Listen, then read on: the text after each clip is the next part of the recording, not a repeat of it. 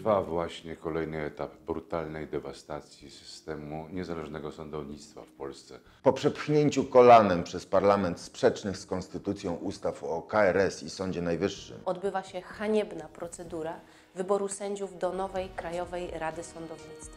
Nasza konstytucja ustanawia trójpodział i wzajemną równowagę władz. Sądy są władzą odrębną, w pełni niezależną od dwóch pozostałych. wykonawczej i ustawodawczej. Tak powinno i tak musi być. Jeżeli chcemy być nadal demokratycznym państwem prawnym.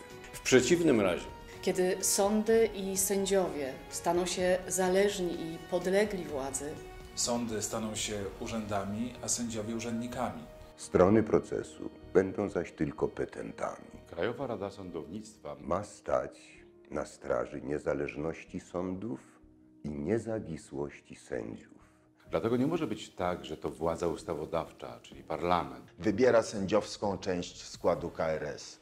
Jesteśmy dumni z postawy polskich sędziów, którzy reagując na liczne apele środowisk prawniczych i obywatelskich, A także w zgodzie ze swoim sumieniem w znakomitej większości zbojkotowali start do niekonstytucyjnej rady.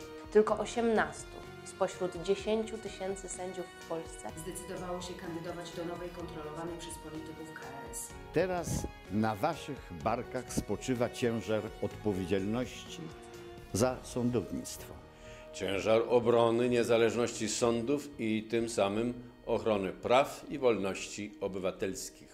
niedługo władza wybierze swoich kilkudziesięciu nominatów, Do politycznie podporządkowanego Sądu Najwyższego.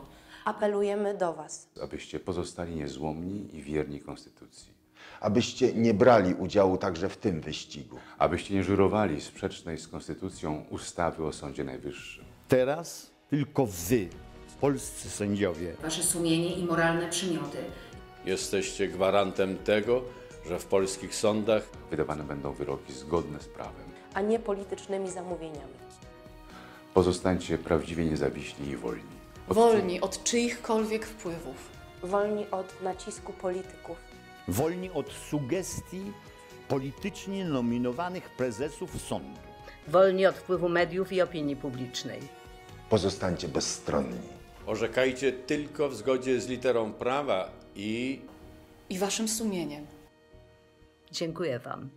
Jesteście ostatnią redutą demokracji w Polsce. jesteście ostatnią Redutą obrony demokracji W Polsce.